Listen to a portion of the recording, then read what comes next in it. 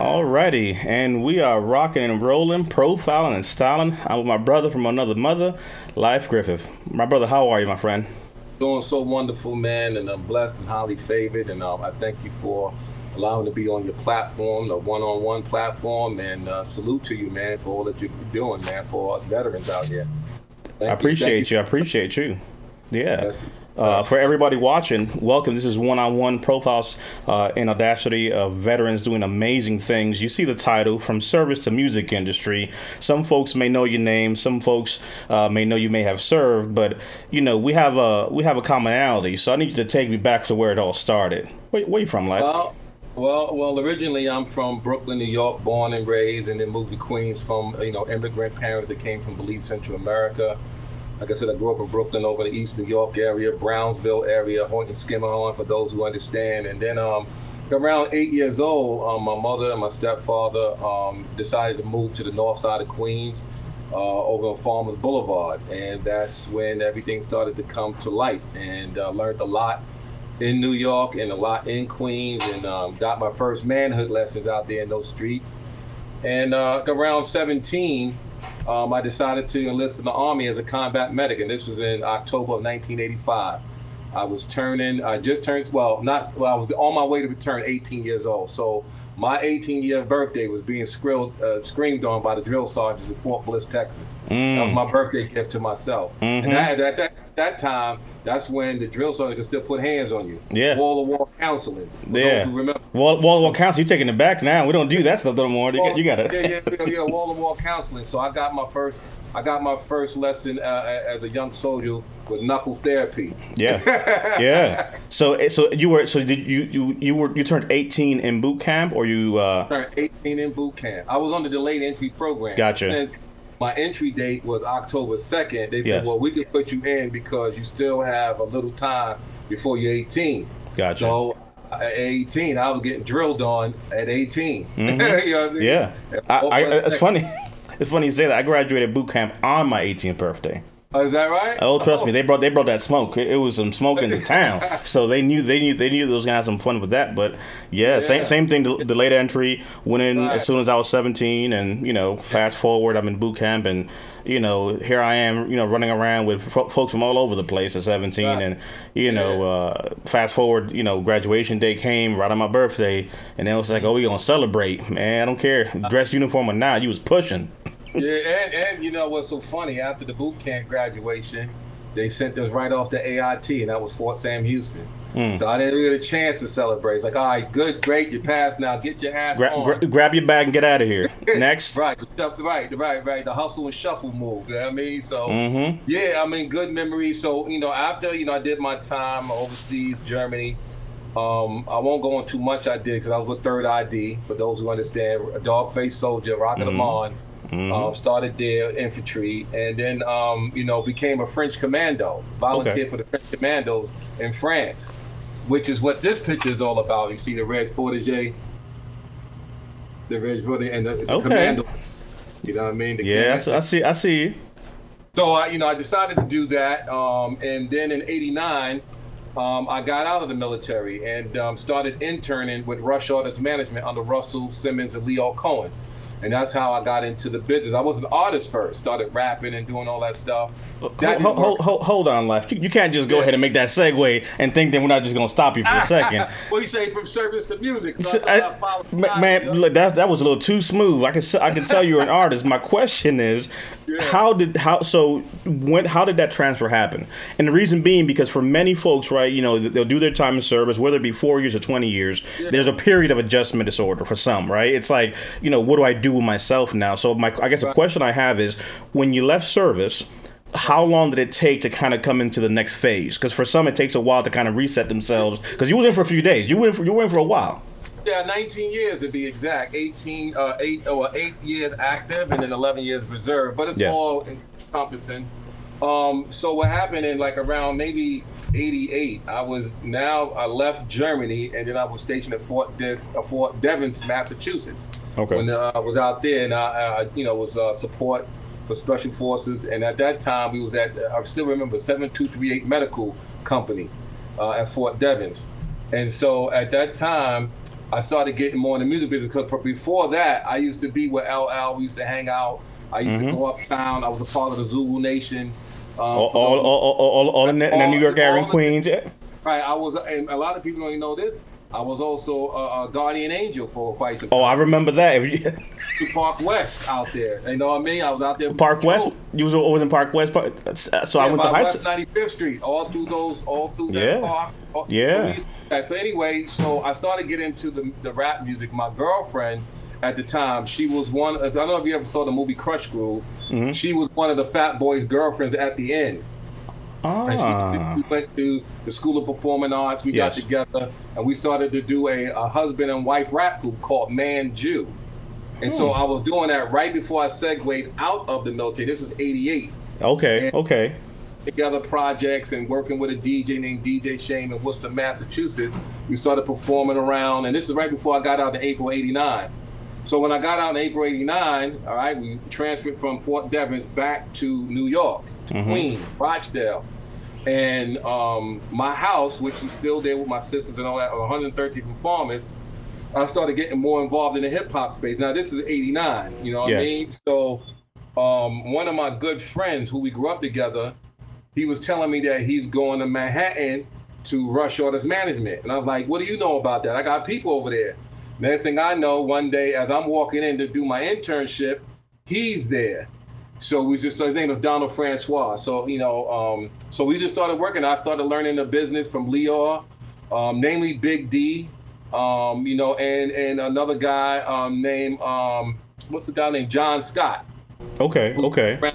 And they started teaching me the management side of the game, road management, how to put things together with the artists. So all of the people on our roster, and I can name a few, and you probably know them, Busta Rhymes, Leader of the New School, Tribe Called Quest, all of the big names in rap at that time, we were managing them. Either we had them as producers or we had them as management. So I was around the big, this is like '89, from '89 all the way to 2000. Oh wow! So you saw that, you were around with the whole growth as people began to take note. I was in the golden era. I was in the golden era and started as an intern. From there, I went. I started doing a lot of stuff in New York City as far as just learning the game, and then I got an opportunity from a white guy named Evan Foster, who came out to New York. I did him a little, you know how we do street favors for me. He said, if you ever in LA, come see me. All right. So now this is like '91. I said, you know what? I'm going to take him up on that offer. So I went out to LA. At that time, we was having the new music seminars. And they had it at the Marriott Hotel right off the LAX airport. I called him and said, yo, this is life, man. You know, when a man says something, he mean it. You told me if I'm in town, come to see you. Well, pull up, and I'm here. I'm coming to see you. And then the rest is history. He knew that I was working with Def Jam and Rush Artist Management because they were intertwined. And he got me a job with Steve Rifkin over at SRC, which was now, it wasn't known as Loud Records at the time. I was there when Steve Rifkin was passing around the logo for Loud Records. And one of my good friends from New York named Michael brought the Wu-Tang in.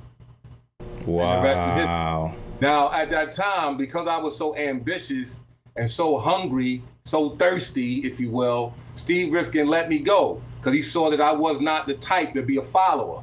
I was a leader. And then I never told anybody I was in the military. I kept that to myself. You know, certain things you got to keep to yourself. You got to stay silent on that. Yeah. So I did that. And then after Steve Rifkin, I started my own promotion company called Real Life Promotions. And I started linking up all the labels. I was the first promoter to promote Outkast in California. Hello. And other artists that you may or may not know.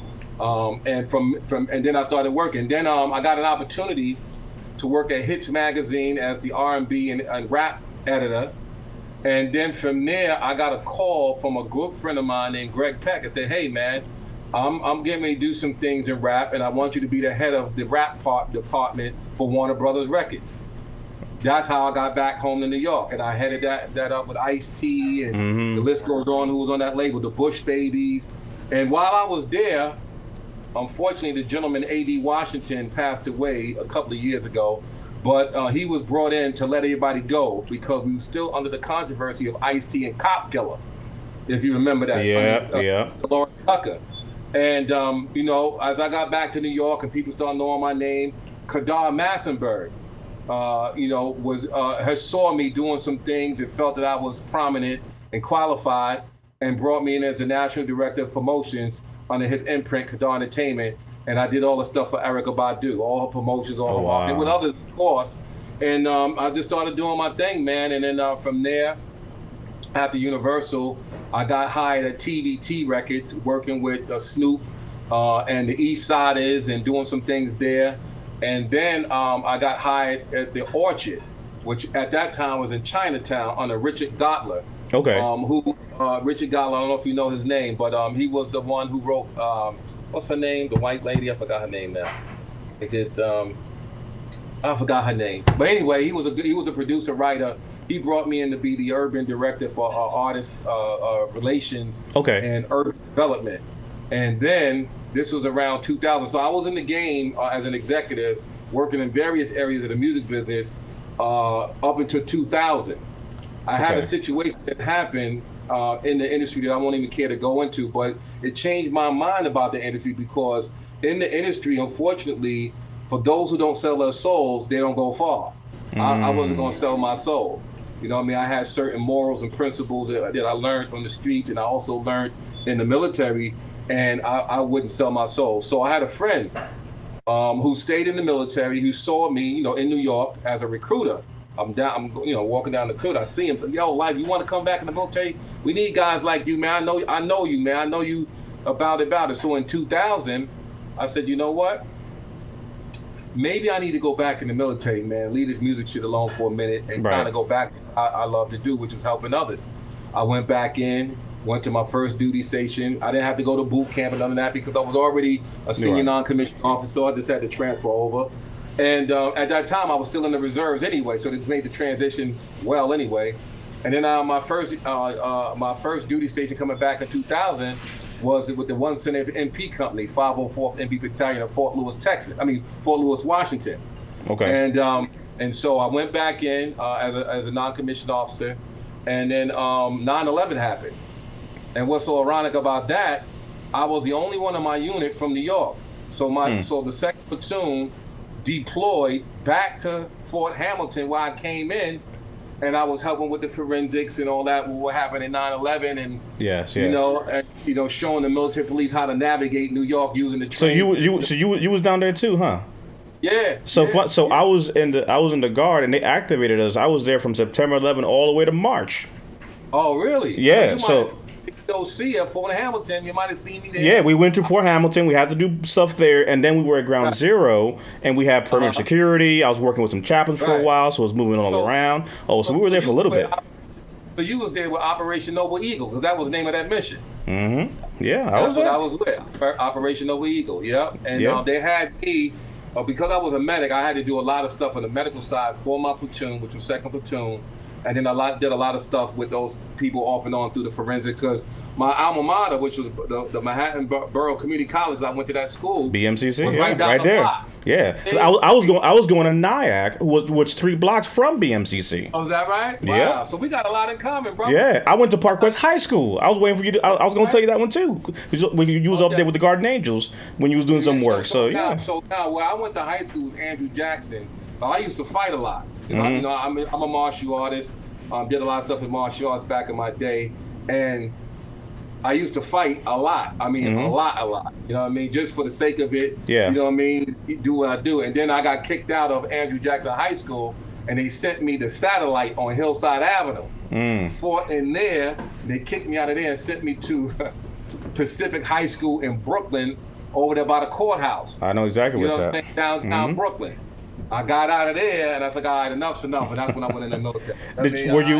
You mentioned you was in the arts. Did you practice in New York as well? Because New York people don't realize there's a lot of. Yeah, Professor Ronald Duncan. I was about to say Professor Duncan. Right. Another guy by the name of Don Pierre. This was under the Jiu-Jitsu, Japanese martial arts. So I studied under them. Kempo karate, and then I did a lot of stuff in the neighborhood, you know what I mean, with the locals, all that. But Yeah, you know, yeah. No, and yeah, Brooklyn was a interesting place, especially in the late '80s well, and you '90s. gotta know how to fight. That's Well, one thing you yeah, gotta. yeah. I got Or, some good I got some good friends and colleagues and still in Brooklyn right now. You know, in Aikido Jiu-Jitsu under Professor Moses Powell and whatnot. oh So yeah, yeah, we oh yeah. Or you gotta know how to fight or use your weapon. You know what I mean? hello. Look, One or the other. one or the other. Because I tell you what, this one don't run out of rounds because you got to be ready. So Gotta be ready.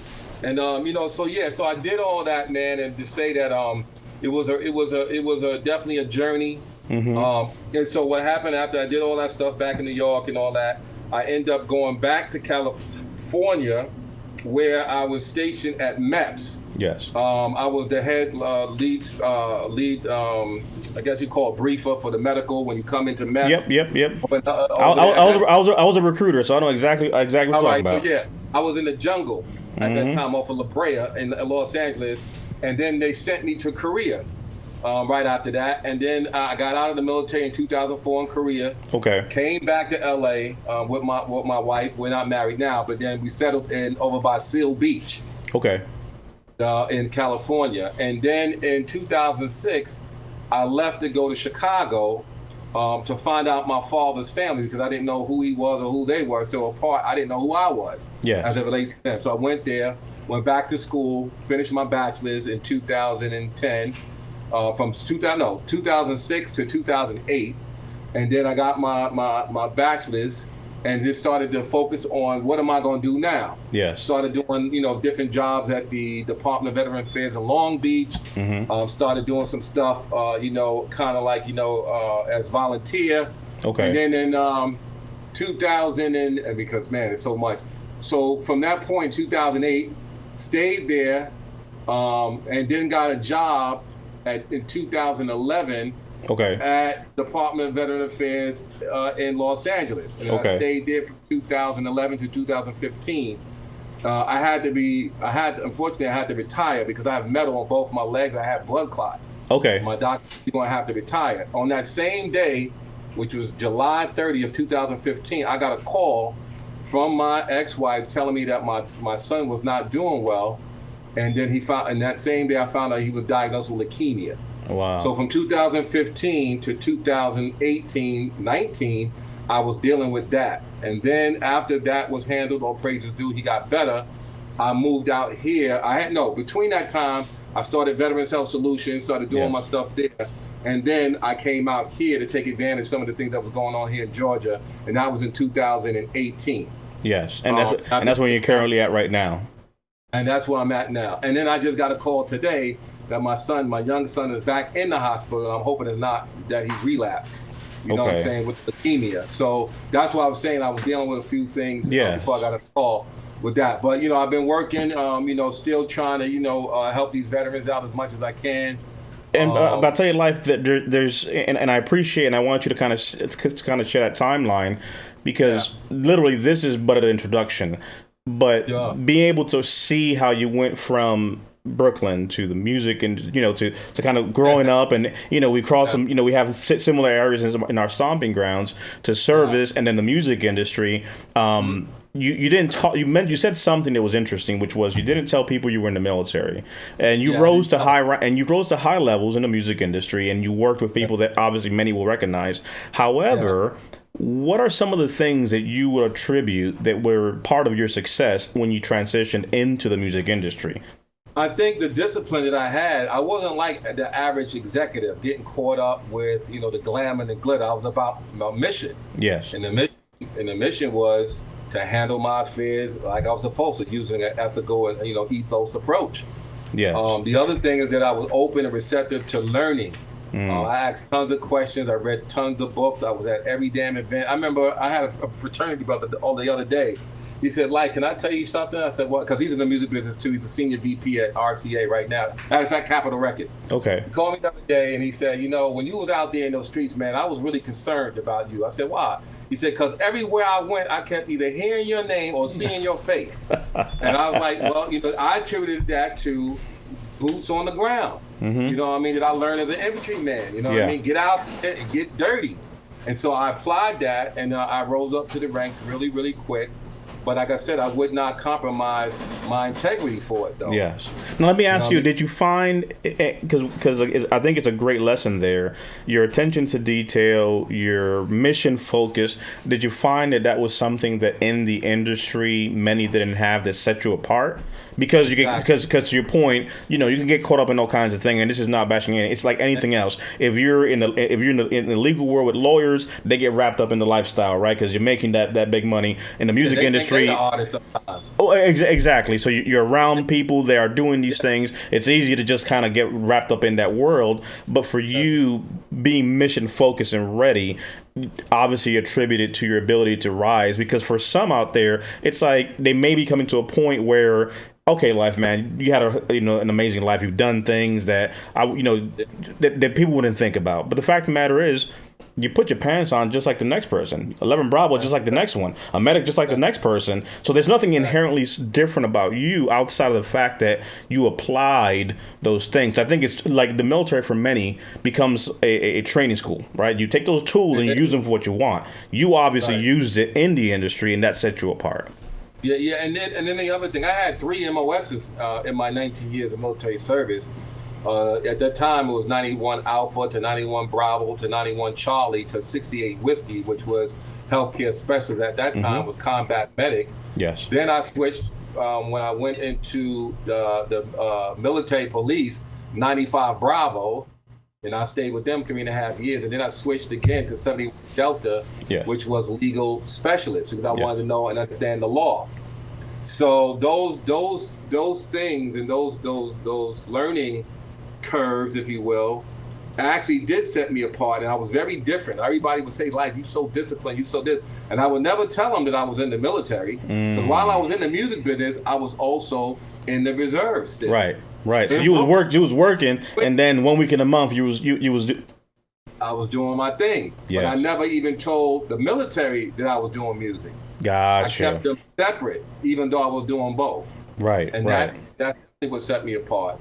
And even now, as I just started, me and my oldest son here, we just started a small little management company. We don't have no artists yet. Everything is still in development, called HEMP. Yes. I Am Music Partners. And the idea is I still do music. I still got my little DJ equipment. And even on Clubhouse, I started doing some music and doing some things on IG. Since you said, let's talk about it real quick. Let's talk about it. The reason you have 2, veterans here having a conversation and doing a deep dive is because of Clubhouse. It's an app that really right now is what's hot. People are hearing about it. Some folks may be dismissing it, but I will tell you that the organic reach that's happening, you can't compare it to other things. And the way I've explained it to individuals is, imagine that you're at a club, a prestige, club of sorts, right? And the party starts at 10. It's 8 o'clock and people not here yet. And you have the ability to walk over and say, "What's up" to Grant Cardone. You got the ability to go over and say, "Hey, Life, what's good with you?" Because people are not here yet. And the other part is for uber successful people. And again, I'm saying this because I want your perspective on this, because I think it's good for the listeners. Is when you're dealing with someone like Grant Cardone, when you're dealing with someone like Tyrese, who's all in Clubhouse, holding rooms, and so on and so on.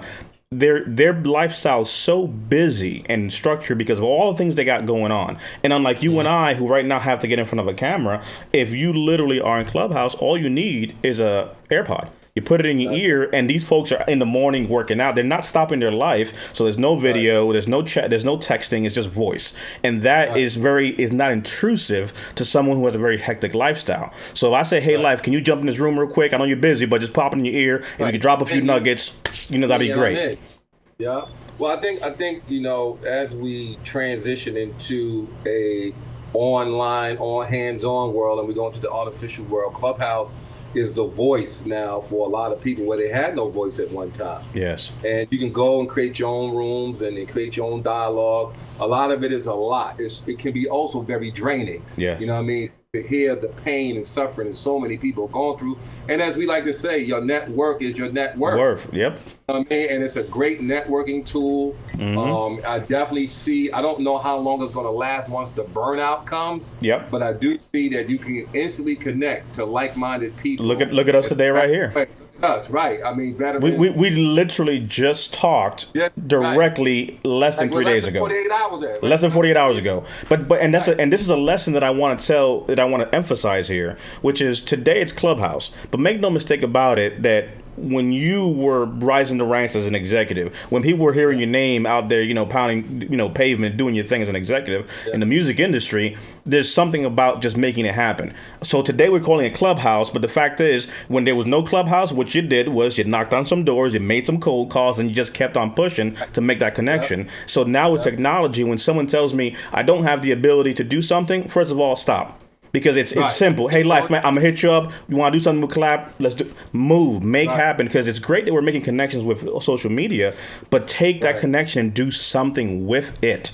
That's the difference. Because the difference is tomorrow when we're back in Clubhouse and I see you, say, hey, Life, man, we just collaborated the other day. And now my network and your network begins to intersect because, again, people say your network is your net worth. But it doesn't grow unless you have these moments of conversation and you start to pour into others, especially in the veteran community space, which is lacking, which I think this is the reason of showing that you one of us.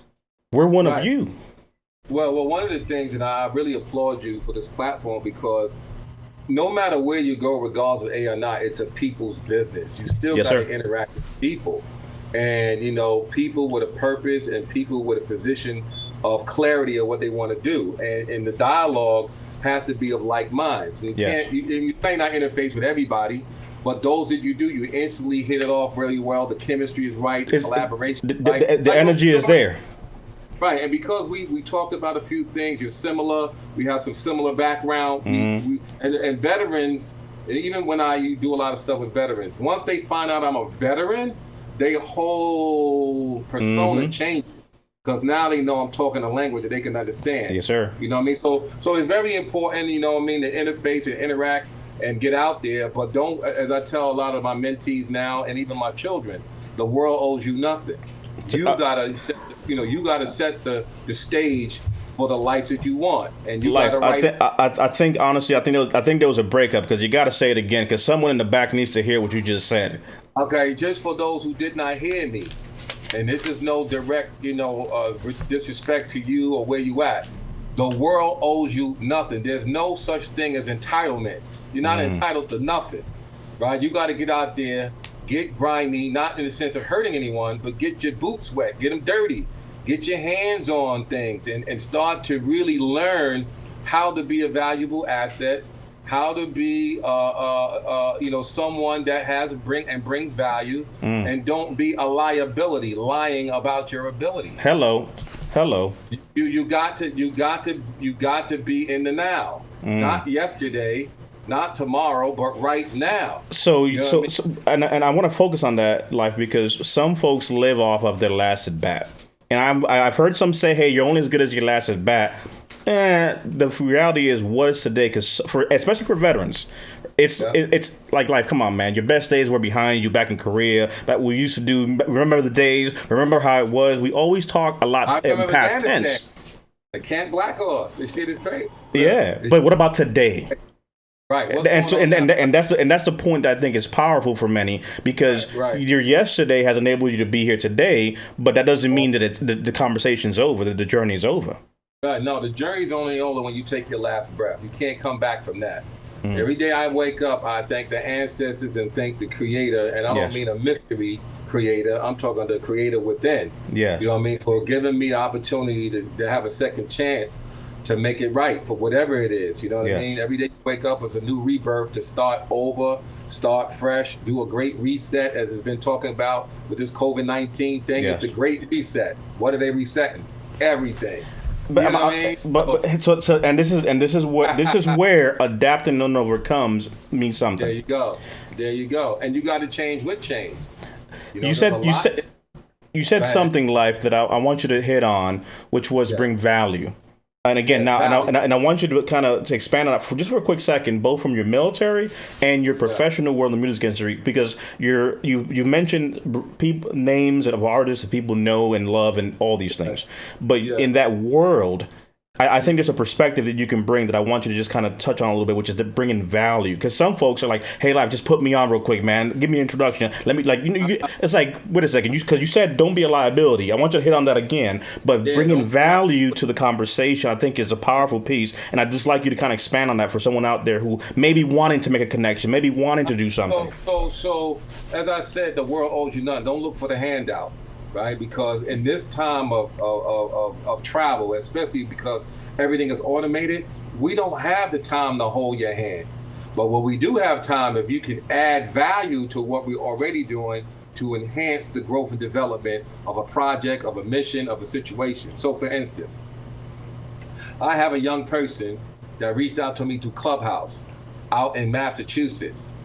He tells me, yeah, I got a group in a recording studio. So I get online just like this. As a courtesy, he saw my background in music and said, hey, since you're an OG in the game, can you tell me what these songs sound like? I listened to each song for about 3 minutes. Mm-hmm. I should have said maybe 15 seconds for 3-minute songs. He said, yeah, I want to tell everybody my story. I said, let me be direct with you. Nobody gives a fuck about your story. What we care about is what you bring into the table that will enhance somebody else's life. Now, once you enhance somebody else's life, now I'm concerned with the story that you're trying to bring. Up until that point, I don't care. And fans don't care. They come and they go. They're not loyal. They're loyal to the beats. They're loyal to what connects to them and resonates with them. And then they're loyal based upon your interaction with them. Now, going back to the liability in terms of value, you have to constantly reinvent yourself.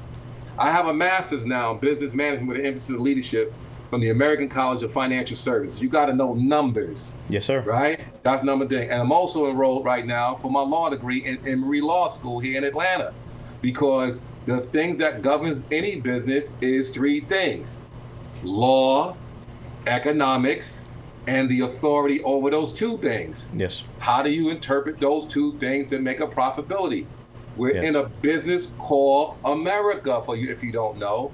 And that's another thing I might add, not to go away. No. You got to really understand, and most people don't. There's 3 United States here. There's the United States of the Confederacy, there's the United States of the Union, and there's the United States of America. The United States of America, you look in the Black Law's Dictionary, it's a corporation. And the president resides as the CEO. Now, once you understand that, hold on 1 second. Once you understand that, now you'll know how to navigate the system, and you got to be an asset to it to get the best out of it. Say that one more time. You got to be an asset to it? Asset to it to get the best out of it. You see what I'm saying? And a lot of people want that handout. They want that free cheese. Yeah. Well, in my world, right, especially in the military, ain't nothing for free. There's a price you're going to pay, one way or another, through time, energy, effort. You're going to pay a price. Yes. Make sure you pay the right price so that you can win in the end. And so that's what I look at when I do what I do. And although I'll put some things to a halt now because of COVID-19, you can't move around, do certain things, you can still adapt and adjust to the new. Look what we're doing. Yes, sir. You can do this all day with hundreds of people. Yes, sir. You can teach. E-learning is now becoming the new norm, per se. Interfacing with like-minded people is becoming the new norm under COVID. And then again, we have to also understand too, is that we only have a short time here on the planet.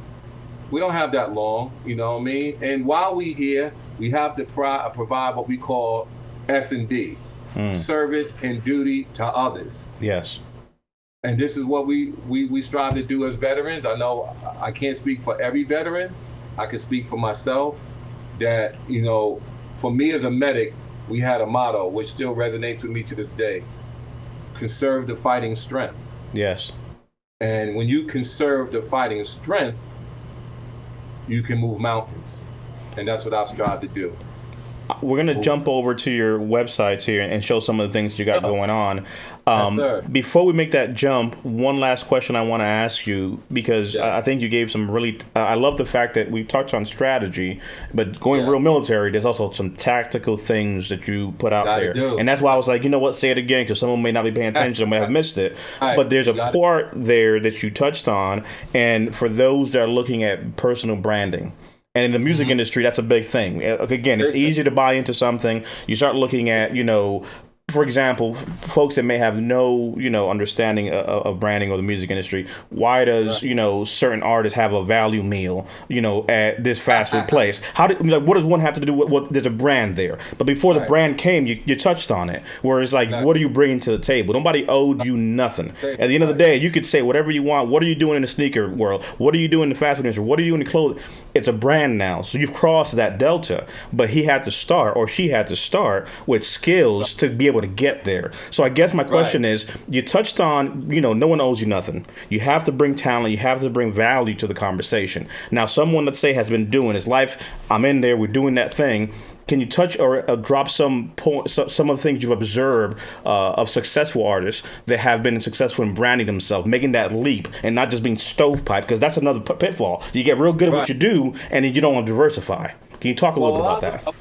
A lot of them, especially in the do-it-yourself world now, a lot of them are starting to understand, and this is something I used to say on the lecture circuit, are you in the business of entertainment or in the entertainment business? There's two different variables there.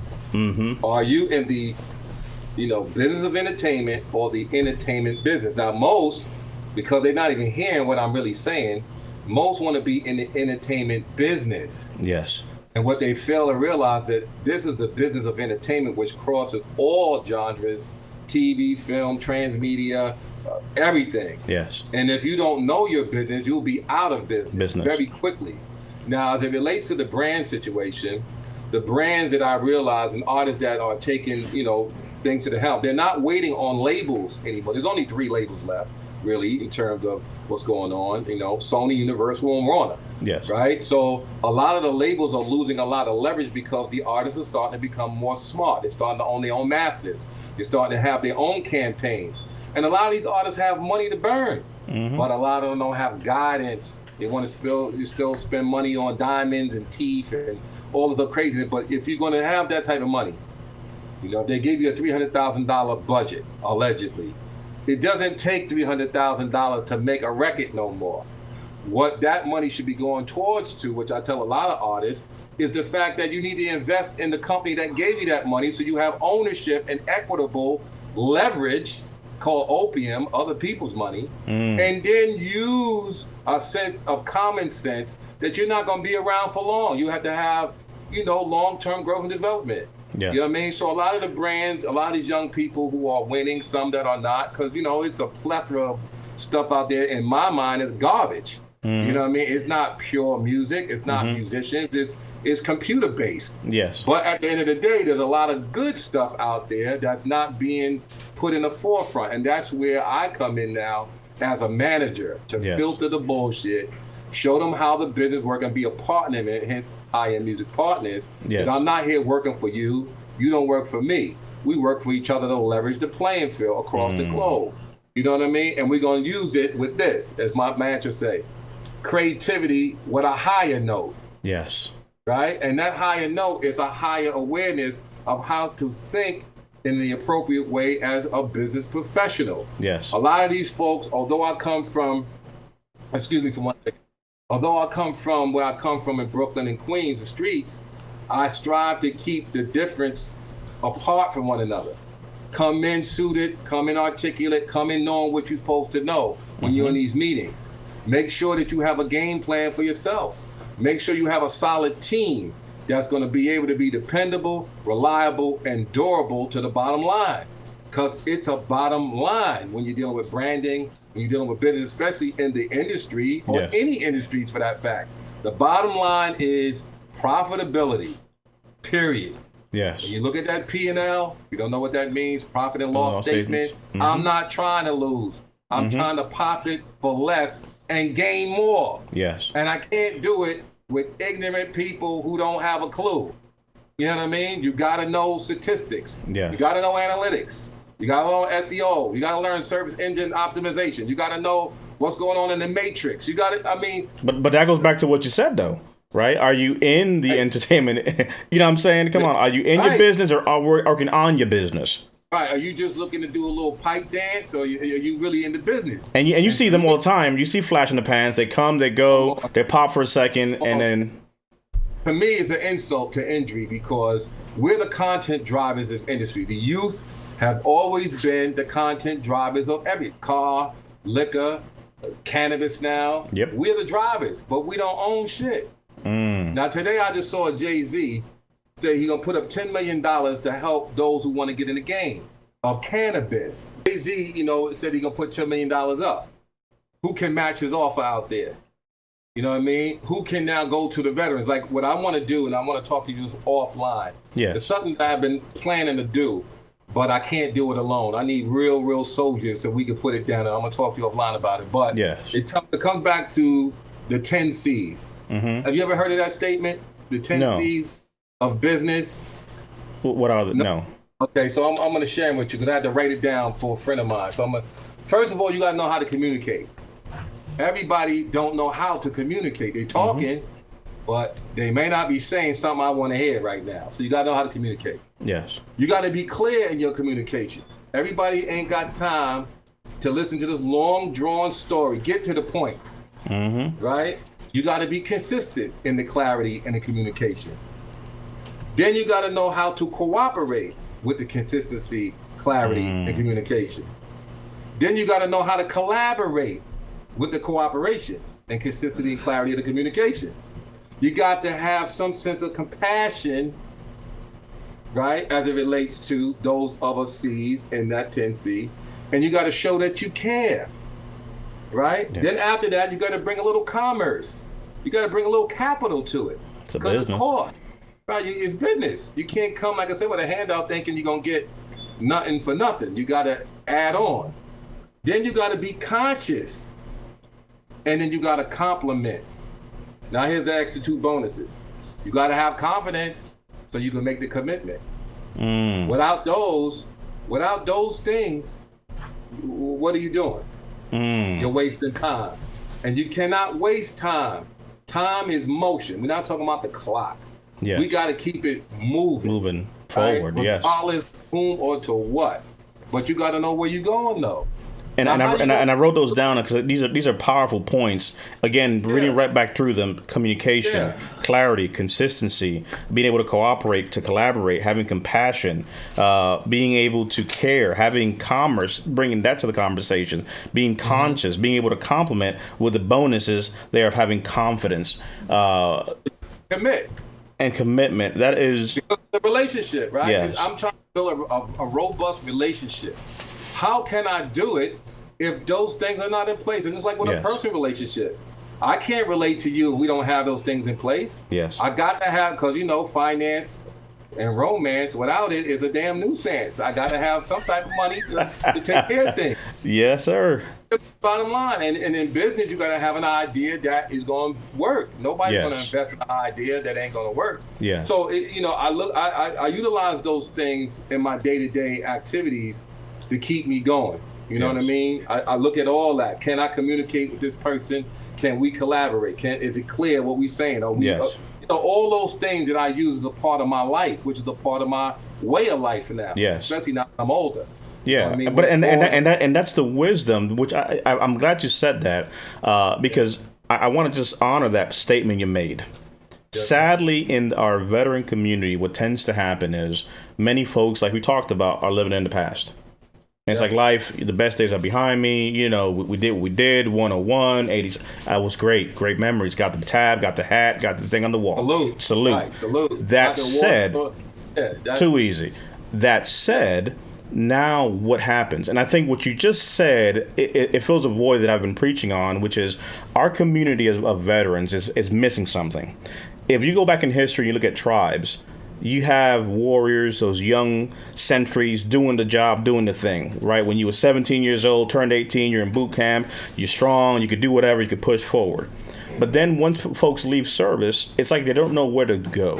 And my thesis has been that we have to start understanding that once you've passed from being that frontline sentry, that soldier, that officer, that senior non-commissioned officer, you've moved into an elder position. And I mean that in a sense of respect, not in a sense of age, but what you just said, which is experience, which is knowing that, look, life doesn't have to be on that front gate anymore, but that he can give information to make that 17-year-old's journey better. And in our community, especially as minorities, we have an inability to do that because we don't make it better for the next one. It's one of those things of like life. I got my thing going on. I got my own investments. Hey, can I partner with you? Because we've been indoctrinated to kind of be in silos. And I think both as minorities and as veterans, we have to reestablish that there is goodness and information and knowledge out there in veterans that have to be able to come back to the fold. That Vietnam veteran, he's been through life. He's lived life. He's still around. There is lessons there to be learned. Yeah, that's a fact. Another thing I want to add on, if I could, as it relates to your statement, is that we have to renew our minds. Yes. You know, our minds have been polluted with a lot of miseducation. As you know, once you take off that uniform, you're on your own. No one's going to actually guide you and say, okay, this is where you're supposed to go, this is what you're supposed to do. Ain't no go by. Right, you got to have the motivation to do it. Then you got to reestablish, right? I call it the triple R effect. You know, when you renew, reestablish, and rebuild. And you have to reinvent yourself. You can't stay the way you used to be because it's just not that way.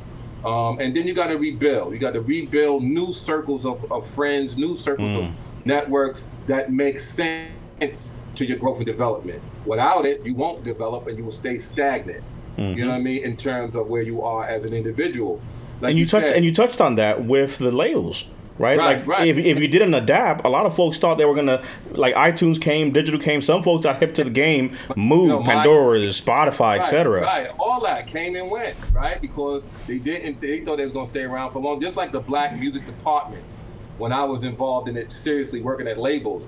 These and here's another thing: we got to be very careful of how we use words, right? When you said minority, we're not minor to nothing. You know what I mean? Especially us veterans. The moment we say minor, you put it out in the universe that we're minor. Not to say that you meant that, but I'm just saying I take words to heart because a man only got three things: his rep, his word, and his reputation as it relates to what he does in terms of service. So for me, at the end of the day, like I said, I'm a very stern person when it comes to handling what I got to handle. And when I interface with other soldiers, mentees, male or female, I always tell them real leaders eat last. We don't eat first. We make sure I take care of our soldiers. We make sure we handle their business. We make sure we put them in the right position. And once all that's done, then we can eat. But and I think that's powerful, and I love that because you're moving and you're operating with intention. And I think that's the key here, because some folks, their mindset is littered with what the last point you said, that confidence piece. You can't move. You're not moving in confidence if you're not acting like a man. If you're not acting like who you are. Yourself. Yes, sir. You got to know who you are. You got to know who you are, not by title. You know what I mean? Because anybody can have a title. I'm talking about knowing who you are as a man. Knowing who you are as a woman. Knowing your role and responsibility that come with that. And having some goddamn integrity and character about yourself. That's and I hate to use the language of the show, but I'm very passionate about character and integrity. Bottom line, and a lot don't have it. They don't have integrity, and you gotta have it. And you gotta be able to apply it to what you're doing. And that's a great segue, because that's really kind of what I was going to say. So I want you to walk me through the things that you've been doing, because literally you're not just talking about something, but you're still moving forward. Talk to me about what we have here. This is veteranshealthsolutions.org. Talk to me here, brother. Veterans Health Solutions is a nonprofit, organization, a public benefit organization I created in Los Angeles. And it was there and put in motion while I was in Afghanistan. I wanted to do something when I hope that I came back from Afghanistan in one piece to help my fellow veterans. And so I decided that let's go ahead and put this together. So what we did was we created a virtual, engagement like this, where we could talk about the hemp business and how to get involved, business consultation, hemp education, as well as, getting into the CBD business and learning how to utilize the resources to support your cause if you want to get into the hemp business. Now, notice I didn't say marijuana or cannabis business. Yes. Right? Because they are three different worlds. Yes. Marijuana is what it is based upon prohibition and the stigma, negative. Cannabis is the new way of looking at, those that are in recreational medical use. And hemp has over damn near 30,000 ways to get in. So you really have no excuse. And the reason why we say Veterans Health Solutions first to care. Well, I was at the Department of Veteran Affairs. They had a motto say, I care, right? And when you go in some of these VA facilities, the people don't care. Some of them are civilians. They never dealt with veterans before, so they don't even know how to deal with them. So I said, I'm going to change that for me. First to care means I'm not going to talk about it. I'm going to do it. Yes. That's how Veterans Health Solutions started. Those are some of the events I did. The last event I did was in March of last year. Right before COVID hit and right before my mother passed away. So we haven't done anything between March of last year and up till now. So hopefully in March of this year, we'll be able to get back. That's the spring. That's the beginning of new life. Yes. And unfortunately, that's the same month my mother was born and also passed away. So I want to kind of bridge it all and kind of get back into what I was doing in March of this year, if Allah's willing, you know what I mean? Yes. All praise do. So yeah, those are some of the events I did, going around the country, doing great things. I was the first educator in the city of Clarkston here in Georgia, which is the most integrated, spot here called the Liberation Point of Georgia. And then I'm also going back to my home country in Belize, where I was the first to educate the Belizeans about hemp and why they should get involved. So my service extends from veterans, but to other areas as well as an educator and advocate for hemp. Yes. So that's what that's all about. And this is, again, for those watching, veteranshealthsolutions.org. Yes. Amazing mission, and again, putting action and putting, moving forward, not just talking about it, but being about it. But then again, it doesn't stop here. So wait a second, I got another tab. What am I looking at here, Life? All right, so what you're looking at right now is an extension of Veterans Health Solutions. Yes. And what happens is when I used to go on these lectures and teach and share this knowledge of hemp and the laws and what goes on, everybody used to say, Life, we love what you're saying. You're a veteran, hoo-ah, hoo-yah, and all that, but where's your products? So what I did was I looked into the Bible and found that cannabis is all in the book of Exodus as the anointed oil for proper healing. So I started studying the scriptures. I started studying the name. I started studying all that. And I said, wow, look at this. This plant is actually a healer, right? Once you understand it. So I created the 3 products, or should I say the 5 products. I have flavored tinctures, fruit punch, and orange cream. I have a vegan gummy. I have a lemon-based infused body balm, and also have, because my mother loved lemons. Okay. So I put the lemon in there for her. And then we also have a few things. Those are some of the people who have used the product so far. Okay. And like I said, it hasn't been officially launched yet, but we got those products. And also, as a part of the launch, we're also looking for those that want to start their own business. We're looking for brand ambassadors that may want to get into business without all the red tape. I will educate you, show you how, provide the products to you, and you can be your own boss now in the CBD space. And so that's what we're doing. I say, cannabism, life, a gift from God, because truly this plant is a gift. It is not a drug, although that's been forced into your mind. It is actually a medicine, and it actually heals. A lot of people don't even understand this too, which is why I named my management company Hemp. The plant actually sings. Hemp, the cannabis sativa plant, actually is alive and it sings. Wow. If you don't believe me, go to YouTube, check it out, because I know that's where some people want to go. And this is one of the things that we need to research, educate ourselves on, and explore. The opportunities are endless, but if you don't take the step out there, nothing's going to happen. So make it happen. And so that's what I'm striving to do now. Cane Bosom Life. That's KANEHBOSOM sm.life. This is where you'll find the new company you're moving forward with is also creating opportunities for others. Again, we also have veteranshelpsolutions.org. Again, this goes back to the same point we're just talking about, where you're not just talking about something, but you're doing something. You're actually making moves, and you're moving with intention. And I think that's really, again, we have to come back and just deep dive, because we could spend literally a whole nother conversation just talking about Veteran Health Solution. We could have a whole conversation just about your new business ventures going forward. But I think really to have an introduction, I think the big salient point here is that a life of service that moved into high levels of the music industries, and then from there crafting your own way forward. What I've seen that you've said through what you've shown us is literally how you have reinvented yourself, and you have reset, you have adapted. You weren't just a soldier who couldn't move on. You weren't just a record music executive who couldn't move on. You've pivoted, you've moved, and you've kept on moving forward. I think that's really a message for those that are out there. I want to ask you, because you've said so many things. And you know what's so funny? Yes. I've been a lone warrior in it all. I've had no team. And it's not because I shouldn't. It's just I've been doing it as a lone soldier. And I realized this year, as we've dealing with COVID-19, the COVID-19, if it did nothing else, it showed me that we got to readjust our sights on a few things. And I can't do this by myself no more, man. I need help. I need help from my fellow brothers and sisters, in the veteran world. I need help now to go across the threshold, to go into these areas and really integrate and interface with our fallen brothers and soldiers who are homeless, have no job, have no means, have no medicines, no nothing, and they're dying out there for a country they was willing to give their life for, and in some form or fashion. And this is just my own opinion.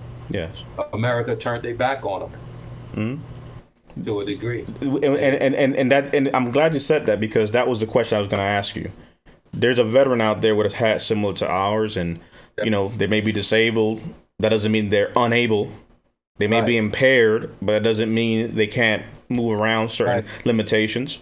But the fact is, there are veterans that have been disenfranchised by the government. They feel betrayed. The systems failed them. The VA's not done what it's supposed to do. They're unable to do those things. Life, you don't understand, man. I was a craftsman. I used my hands and I can't feel my fingers no more. I can't do that stuff. What am I supposed to do? And what you've shown is a resiliency to reinvent yourself, to adapt and overcome. Things that we say in the military. But literally what we've seen in this conversation is that. But what I want you to be able to do is, if you could speak some life into someone out there right now who's like, Life, you know what, I was here for 17 years doing this thing, and life happened, and now I'm just, what do I do now? How do I reinvent myself?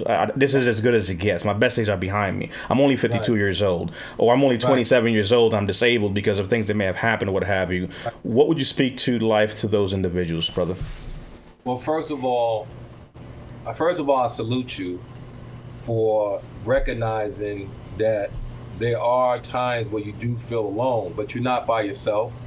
The situation is temporary. It can only be permanent if you decided it is permanent. You got people with no arms, no legs, and still make things happen with their mouth, or with their nose, or with their shoulder. They didn't make an excuse. And I'm not saying that some of us are not in a serious situation, because some of us are really in some deep trenches, and it's hard to pull some people out. But the reality is, you save those who want to save themselves. I can't save everybody. I've noticed there's a lot of people out here in Georgia who walk around with, I'm a veteran, right? And the first thing I'm gonna ask them was, show me your VA card. They can't produce that. Show me your MOS. Tell me where you've been, because you got a lot of fraudulent people out here. Stolen valor, which that's a real thing. I have a serious problem with it. You know what I'm saying? Because I put my life on the line. You know what I mean? I really did. I did a lot of things out there, as a medic, as a police, guy at the time. And, it's a lot that we sacrifice for, man. And so I would tell those that are feeling discouraged, you have a network, you got DP, you got me, you got others out here that are really not looking for anything. We're not looking for notoriety. We're just looking for you to say you need help so we can help you. I used to help a lot of veterans in Los Angeles at the Los Angeles Veteran Benefits Affairs, where I would help them with their service-connected claims. show them how to do it properly so they can get what they deserve. Yeah. Not from the barracks lawyers trying to tell you, because every case is different. Yes. And you got to use case law to marry the case. Me being a medic, I know exactly what to look for from in your medical records. I know what will be service connected and won't, and what doesn't. Yeah. So I still have that ability. I still strive to give those that need that knowledge so they know how to get it done. But like I said, don't be discouraged, my brother, my sister, whoever you are, wherever you are. Don't give up on yourself, right? Don't give up on yourself. Your family needs you. People in your community need you. We need you to stand firm and continue to fight for what's right. And your life is worth it, man. You're talking about a statistic. Every, so many hours, 22 veterans lose their lives through suicide. Well, unfortunately, that statistic was years ago. It's higher now, and there's so many veterans you don't know nothing about that killed themselves. Some might have killed themselves today. Yes. Right? So when you see a veteran, don't tell me you thank me for my service. Serve me then. Give me a cup of coffee. Come talk to me. Hey, man, is there anything I can do for you? That's how you thank me, because you don't know what my service was. You don't know what I've been through. You don't even know what I'm dealing with now. Yes. There was a movie that came out. There's another thing, and I'm going to close on it because I don't want to be too long-winded. October 27th, there was a movie that came out. It was on my birthday called Thank You for Your Service. It came and went. No one even talked about that, right? Now, I was involved in it, because I was the sponsor of it. I sponsored it, along with others, right? And it really touched me because it resonated with a lot of the things that I went through. Coming home, my girl is not there. She moved on because she couldn't handle certain things with me coming from the war and PTSD and the whole transition and trying to adapt, and many nights looking around. I pull a gun out on my son, get ready to shoot him. You know what I mean? So it's a lot of things that we as veterans, we go through that a lot of people don't understand. And you got to realize that we're human. Yes. And we went through something. And if you say you care and you want to thank us for our service, then support us in what we're doing. Like, support my nonprofit. Yeah. Donate. It could be $1, 5 cents. I don't care. Donate, because that helps me continue to do it. I don't work for nobody anymore. I'm totally 100% disabled, on both sides of the coin. I can't do all the things I used to do, but I got to stay motivated. And the only way I can keep doing what I'm doing is your support. Be it a phone call, an email. Hey, man, thank you. That keeps me motivated, right? Yeah. Also, support the products that I'll be coming out there with, with the Cannibalism Life. I'm looking for people to help me with it, to get involved. So those are the things that we got to continue to do. And like I said, you may feel alone, but you're not by yourself. And I salute you, all of you out there who continues to fight for what's right and for your true freedoms, and your sacrifices, for real, Yes. I may be seeing a little bit passionate when I say No. This is why we have it, because the fact is, real is going to recognize real. And you can sit here and just, say the nice things that have to be said, but it's in one ear out the next. We've been fed enough lies and fed enough information that for a fact ain't doing nothing. Man, I can tell you stuff right now, DP. If I show you, blow your mind, you'll be like, what? And this is because, like I said, I'm learning the law on the other side now. Yes. Things that, man, I can't even talk to you about on this forum. Right. That's a whole nother conversation. Yes. Man, brother. Oh, man. Life. Yeah, I'm thankful. Yes. For this platform, man. I appreciate you guys for what you're doing for us veterans out there, man. And I salute all of you, man, because, like I said, we can't do this alone. We need all of us to come together now. I appreciate your time, brother. One last question for you. Yes, sir. From service to the music industry and beyond. That should be that should be the title. But if you had to put down, I guess, to one word, Life Griffith, one word to be able to capture basically what's been able to keep this train going forward, what would you say is that one word? Perseverance. Perseverance. Because without perseverance, you can't do anything. You got to have that. Here's the thing. You're going to meet barriers. You're going to be tested on all sides. I'm being tested right now on all sides. I'm tired, man, but I can't give up. I can't quit. You know what I mean? And there's a poem in my fraternity that we are taught to remember. It's called See It Through. All you veterans out there, it also applies to you male and females, not just the brothers or the sisters. It applies to all of us. See it through. You know what I mean? See it through and know that you're only meeting what other people have met. You're not in this by yourself. Other people have met what you may be going through. You, like I said, you may feel alone, but you're not by yourself. You never know what anybody's going through. So be mindful, be grateful of the little things. Even like right now, this interface I'm having with UDP, I'm so grateful. Because I don't get a chance to talk to people, man. I'm to myself a lot. That's just because I'm always on alert. I'm always looking around. Well, you know what I mean? That still resonates with me. But to have a opportunity like Clubhouse to speak, talk about what we go through and talk about the things. And I don't really talk about what I do.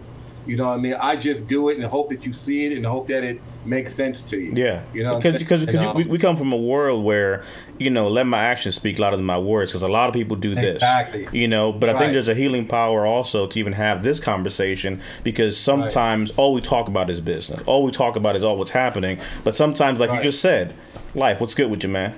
And stay there. Ask the question and just how, you know what I mean? So, be a human being. Indeed, right. Be a human being, and be a human being that shows true character, integrity, and the key word is perseverance, man. If I had that one word, it's perseverance. Life, you got that? You got everything. You got everything. That's it.